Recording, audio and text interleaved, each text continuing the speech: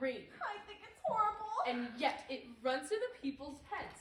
Someone was whistling it too. Someone was whistling Three Blind Mice? Where? I don't know. Perhaps in the front hall. Perhaps even on the stairs. Perhaps even upstairs in the bedroom. Who was whistling Three Blind Mice? Are you making this up, Mr. Parvicini? No, back to Sergeant. I would not dare make up such a thing like that. Okay, go on. You were playing the piano.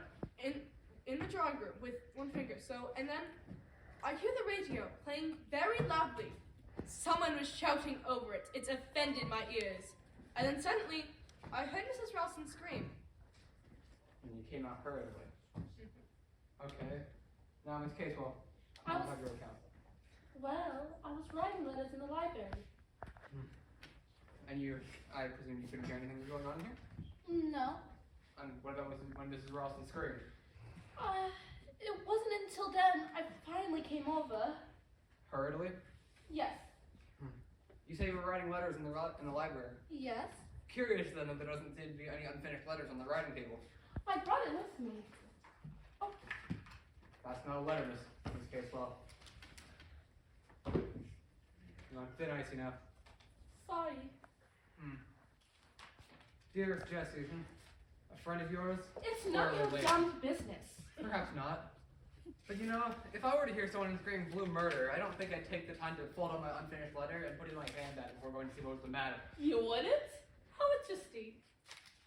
Now, Major Metcalf, your turn. I was just looking around. Look around behind the cupboards. Just behind the stairs. And there was a lot of junk and sports tackled there. Then I saw a door. I opened it and saw a flight of stairs. To be honest, it was quite interesting. I went on down and saw the cellars. Next stairs you got. Glad you like them? Not at all. It's quite of an old monastery. Probably why this place is called Monkswell Manor. We're not engaged in antiquarian research, Major Metcalf. We're investigating a murder. Now, Mrs. Ralston said she heard the door shut with a faint creak. That door happened to shut with a creak. It could be, you know, that after killing Mrs. Boyle, the murderer came out heard Mrs. Ralston coming from the kitchen and down to the cellar, pulling the cupboard door after him. Yes, I can see that. There would be fingerprints on the cupboard, wouldn't there? Minor doubt, right? But aren't most criminals supposed to wear gloves? It's usual, but all criminals slip them eventually. I wonder, Sergeant, is that really true? Listen here, I'm only wasting time. There's only one person here. It's the bill. Mr. Ralston, I'm in charge of this investigation. Very well. Mr. Ralston!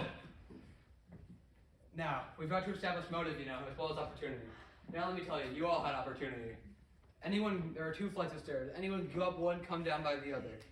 Now there's a covered door to the kitchen that leads down to the cellar, as Major Metcalf described.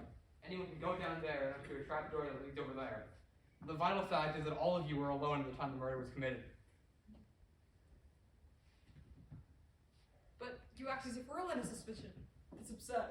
In a murder case, everyone's under suspicion. But you know very well who killed that woman in Culver Street. The eldest of those three children. Sorry, the youngest. A mentally abnormal young man at the age of 23. Well, damn it all, there's only one person here who fits that bill. It's not true. You're all against me. Everyone's always been against me. You're going to frame me for murder. It's persecution. That's what it is. Persecution! Steady now, steady.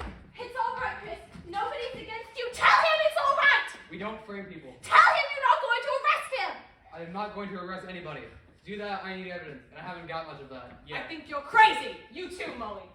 It's only fair that he get put under arrest. It's only fair on the rest of us. Wait, Giles, wait. Sergeant Trotter, can I talk to you for a moment? Of course, Mr. Ralston. Well, the rest of you go to the dining room, please. I'm staying. You too, Giles. I'm staying. I don't know what's come over you. Please, go.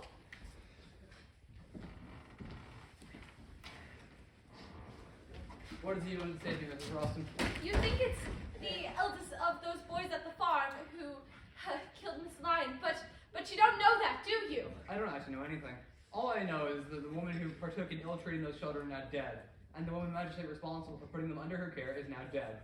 And it all points one way. The childish mentality, mental abnormalities, desertion from the army, and the psychiatrist's report.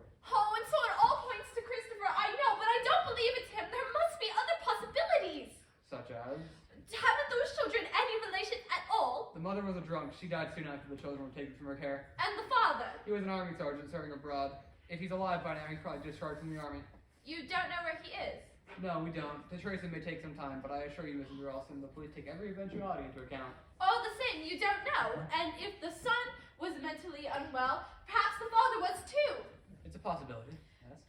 And if the father had come home after being a prisoner with the Japanese, perhaps. If he had come home and he found that his wife was dead and his children had gone through something terrible where one of them had died through it, he might go off his head a bit and want revenge. It's only surmise. But it's possible. Yes, it's a possibility. So it's not only Christopher who's a suspect. Well, you know, the murderer, he might be middle-aged or even an old. Major Metcalf was really frankly upset when I said the police had rung up. He really was. Major Metcalf. Yes, he seems quite nice and perfectly normal, but it mightn't show, mightn't it? It mightn't show at all. So Christopher isn't the only possibility. There's Major Metcalf too.